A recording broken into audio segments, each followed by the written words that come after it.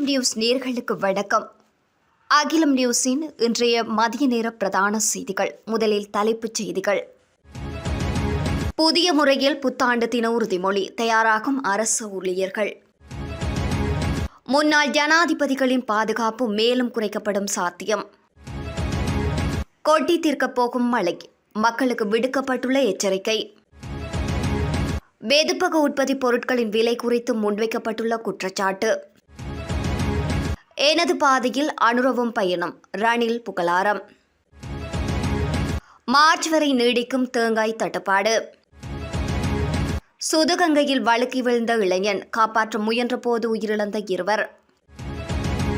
யாழில் ஆபத்தான முறையில் பயணித்த பேருந்து, கடும் நடவடிக்கை எடுக்க கோரிக்கை. பேருந்துகளை சோதனையிட சிவில் உடையில் உத்தியோகத்தர்கள், காவல்துறையின் விசேட நடவடிக்கை அமுல். காட்டுநாயக்க விமான நிலையத்தில் கைதான வெளிநாட்டு பெண். தொடர்வன விரிவான செய்திகள்.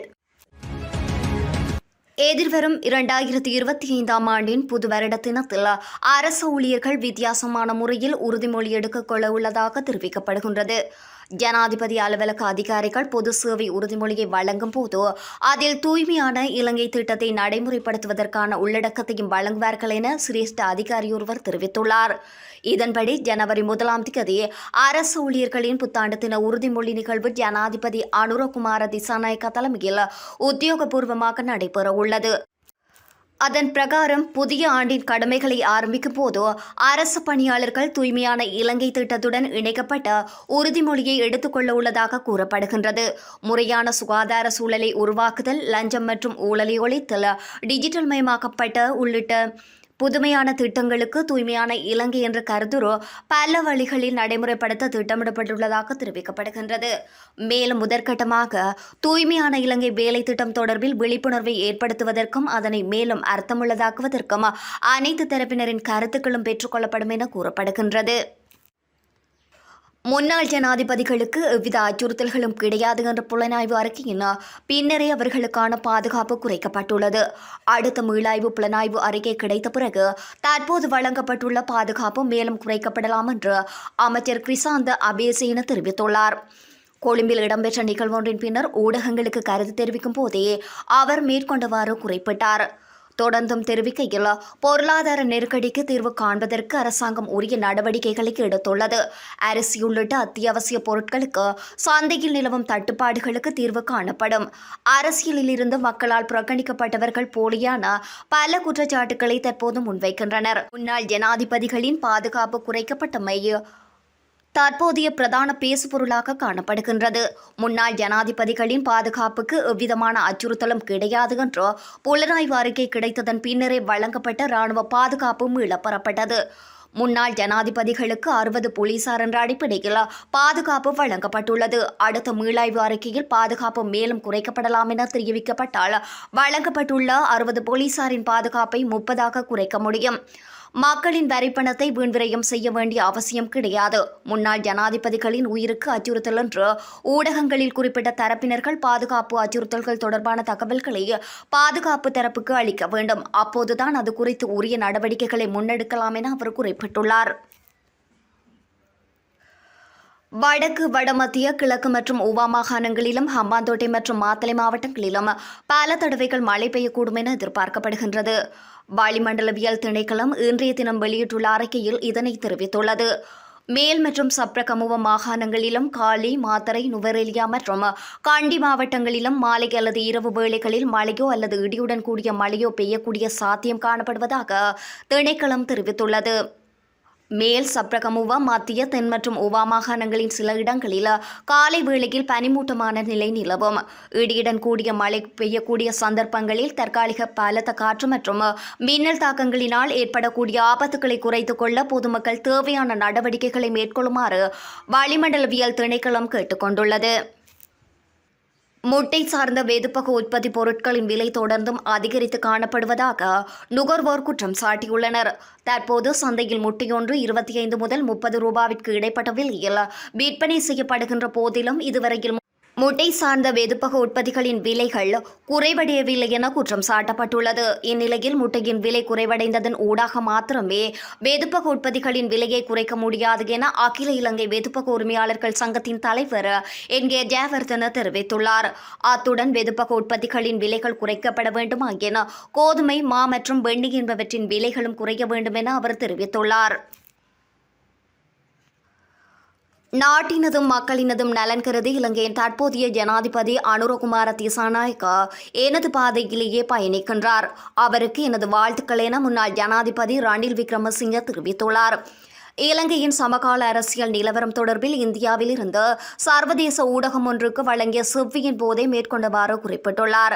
மேலும் தெரிவிக்கையில், நான் முன்னெடுத்த வேலை திட்டங்களையும் நான் ஆரம்பிக்கவிருந்த அபிவிருத்திகளையும் முன்கொண்டு செல்ல தற்போது ஜனாதிபதி அனுரகுமார திசாநாயக்க திட சங்கற்பம் பூண்டுள்ளார். அதனை அவர் தனது உத்தியோகபூர்வ முதலாவது வெளிநாட்டு பயணமான இந்திய விஜயத்தின் போது வெளிப்படுத்தியுள்ளார். நாட்டின் நலன் கருதி அனுரகுமார திசாநாயக்கவின் செயற்பாடுகளுக்கு சர்வதேச நாணய நிதியம் தொடர்ந்தும் ஒத்துழைப்பு வழங்கும் என்ற நம்பிக்கை எனக்கு உண்டு. அவரும் சர்வதேச நாணய நிதியத்தின் அறிவுறுத்தல்களுக்கு அமைய செயற்படுவார் என்றும் நான் நம்புகின்றேன். இலங்கையின் பொருளாதார பிரச்சினை முழுமையாக தீர வேண்டும், அபிவிருத்தி முழுமை பெற வேண்டும். அதன் பின்னர் ஏனைய பிரச்சினைகளுக்கு தீர்வு காண்பது சுலபமாக இருக்கும். ஜனாதிபதி அனுரகுமார உறுதியளித்ததன் பிரகாரம் 2025ஆம் ஆண்டின் உள்ளூராட்சி சபை தேர்தலையும் மாகாண சபை தேர்தலையும் நடத்த வேண்டும். எந்த காரணம் கொண்டும் இந்த தேர்தல்கள் ஒத்திவைக்க முடியாது. அதேவேளை ஜனாதிபதி தேர்தல் மற்றும் நாடாளுமன்ற தேர்தல் காலங்களில் அனுரகுமார வழங்கிய சகல வாக்குறுதிகளையும் தாமதிக்காமல் நிறைவேற்ற வேண்டும். அப்போதுதான் அவர் மீது முழு நம்பிக்கை இலங்கை மக்களுக்கும் சர்வதேச சமூகத்துக்கும் ஏற்படும் என்று அவர் குறிப்பிட்டுள்ளார். எதிர்வரும் மார்ச் மாதம் வரையில் தேங்காயின் விலைகளில் மாற்றம் இல்லை என தெங்கு அபிவிருத்தி அதிகார சபை தெரிவித்துள்ளது. மார்ச் மாதம் வரையில் தேங்காயின் விளைச்சல் கிடைக்காது என்ற காரணத்தினால் தொடர்ந்தும் தேங்காய்க்கு தட்டுப்பாடு நிலவும் என தெங்கு அபிவிருத்தி அதிகார சபையின் தலைவர் சாந்த ரணதுங்க குறிப்பிட்டுள்ளார். கைத்தொழில் துறைக்கும் நுகர்விற்கும் தேங்காய் விநியோகம் செய்வதில் சிரமங்கள் நிலவி வருவதாகவும் இதனால் தொடர்ந்தும் தேங்காயின் விலை உயர்வடைந்து செல்வதாகவும் அவர் தெரிவித்துள்ளார். தேங்காயின் விளைச்சல் கிடைக்கும் வரையில் இந்த நிலைமை நீடிக்கும் என தெரிவித்துள்ளார். தற்போது நிலவும் நிலைமைக்கு தீர்வு வழங்கும் நோக்கில் அரசாங்கத்திற்கு சொந்தமான தென்னந்தோப்புகளில் விளையும் தேங்காய்களை சதோச நிறுவனங்களூடாக நுகர்வோருக்கு நேரடியாக விற்பனை செய்ய நடவடிக்கை எடுக்கப்பட்டுள்ளதாக சாந்த ரணதுங்க தெரிவித்துள்ளார். மாத்தளை நீர் சுத்திகரிப்பு நிலையத்தில் பணியாற்றிய 2 இளைஞர்கள் சுதுகங்கையில் வீழ்ந்து உயிரிழந்த சம்பவம் ஒன்று பதிவாகியுள்ளது. இந்த விபத்தில் உயிரிழந்த இளைஞர்களின் சடலங்கள் நேற்றைய தினம் பிற்பகல் மீட்கப்பட்டுள்ளதாக போலீசார் தெரிவித்தனர். நீர் சுத்திகரிப்பு நிலையத்தின் வலையில் சிக்கியிருந்த பீப்பா ஒன்றை அகற்ற முற்பட்ட ஒருவர் வழுக்கி சுதுகங்கையில் வீழ்ந்துள்ளார். இதன்போது அவரை காப்பாற்றுவதற்காக மற்ற இளைஞர் முயற்சித்துள்ளார். இந்நிலையில் இருவரும் நீரால் இழுத்து செல்லப்பட்டிருக்கலாம் என போலீசார் சந்தேகம் வெளியிட்டுள்ளனர். குறித்த சம்பவத்தில் மாத்தளை, கலதாவளை மற்றும் கிவுள ஆகிய பகுதிகளைச் சேர்ந்த 2 இளைஞர்களே உயிரிழந்திருப்பதாக தெரியவருகின்றது. யாழ்ப்பாணத்தில் தனியார் பேருந்து ஒன்று வீதி விதிமுறைகளை மீறி பொதுமக்களை அச்சுறுத்தும் வகையில் பயணித்தது தொடர்பில் சமூக ஊடகங்களில் பரவலான காணொளிகள் பகிரப்படும் கடும் விமர்சனங்களும் உண்டாகியுள்ளது. குறித்த சம்பவம் யாழ்ப்பாணம் பரித்துத்துறை வழிநடத்தலில் நேற்று இடம்பெற்றுள்ளது. 29/7911 என்ற பதிவிலக்கத்தை கொண்ட பேருந்தே இவ்வாறு வீதியில் ஆபத்தான முறையில் பயணித்துள்ளது. பின்னால் வரும் வாகனத்திற்கு வழிவிடாமல் வீதியின் குறுக்கு மறுப்புக்குமாக பேருந்தானது பயணத்தில் ஈடுபட்டுள்ளது. பயணிகள் மத்தியிலும் வீதியின் பயணித்தவர்களின் மத்தியிலும் அதிர்ச்சியையும் பீதியையும் ஏற்படுத்தியுள்ளதாக தெரிவிக்கப்படுகின்றது. இந்த காணொளியானது சமூக ஊடகங்களில் வைரலாகும் நிலையில் பல்வேறு தரப்பினரும் இதற்கு எதிர்ப்பை வெளியிட்டு வருகின்றார்கள். இந்நிலையில் இது தொடர்பில் வடக்கு மாகாண ஆளுநர் வேதநாயகன் கவனத்திற்கும் கொண்டு செல்லப்பட்டுள்ளது. இவ்வாறான சாரதிக்கு எதிராக கடுமையான நடவடிக்கைகள் எடுக்குமாறு வடக்கு மாகாண தேசிய போக்குவரத்து ஆணைக்குழுவின் தவிசாளர் மகேஸ்வரனை வடக்கு மாகாண ஆளுநர் அறிவுறுத்தியுள்ளார். அதற்கமைவாக நடவடிக்கைகளும் ஆரம்பிக்கப்பட்டுள்ளன. நாடளாவிய ரீதியில் வாகன விபத்துக்களை குறைக்கும் வகையில் காவல்துறையால் விசேட போக்குவரத்து நடவடிக்கை ஒன்று அமுல்படுத்தப்பட உள்ளது. போக்குவரத்து விதிமுறைகளை மீறி தொலைதூர பேருந்து சாரதிகள் கவனக்குறைவாக வாகனம் செலுத்தும் விடயம் தொடர்பில் பிரதானமாக அவதானம் செலுத்தப்பட்டுள்ளது. பயணிகள் பேருந்துகளை சோதனையிடுவதற்கு சிவில் உடையில் உத்தியோகத்தர்கள் கடமையில் ஈடுபடுத்தப்பட்டுள்ளதாகவும் நீண்ட தூர சேவை பேருந்துகளில் அவர்கள் பயணிப்பதாகவும் காவல்துறையினர் தெரிவித்துள்ளனர். இதன்போது கவனக்குறைவாக வாகனம் செலுத்துதல், கையடக்க தொலைபேசிகளை பயன்படுத்திக் கொண்டு வாகனம் செலுத்துதல், பாதசாரதி கடவைகளின் வாகனங்களை முந்தி செல்தல் மற்றும் அதிவேகமாக செல்வது போன்ற போக்குவரத்து விதிமீறல்கள் கண்காணிக்கப்பட உள்ளன. சீருடையில் உள்ள காவல்துறை உத்தியோகத்தர்கள் பேருந்தினை நிறுத்தி சம்பந்தப்பட்ட போக்குவரத்து விதிமீறல் குறித்து சாரதிகளுக்கு தெரிவுபடுத்தும் நடவடிக்கைகளும் மேற்கொள்ளப்படுவதாக காவல்துறையினர் தெரிவித்துள்ளனர். பயணிகளின் பாதுகாப்பு கருதி இந்த நடவடிக்கையை தொடர்ந்து முன்னெடுக்கப்பட உள்ளதாக காவல்துறையினர் தெரிவித்துள்ளனர். 4.068 கிலோகிராம் கொக்கையினை தனது பயண பொதிக்குள் மறைத்துக் கொண்டு சென்ற பெண்ணூர் வரை பண்டாரநாயக்க சர்வதேச விமான நிலையத்தில் வைத்து போதைப்பொருள் கட்டுப்பாட்டு பிரிவின் அதிகாரிகள் குழுவொன்று கைது செய்துள்ளது.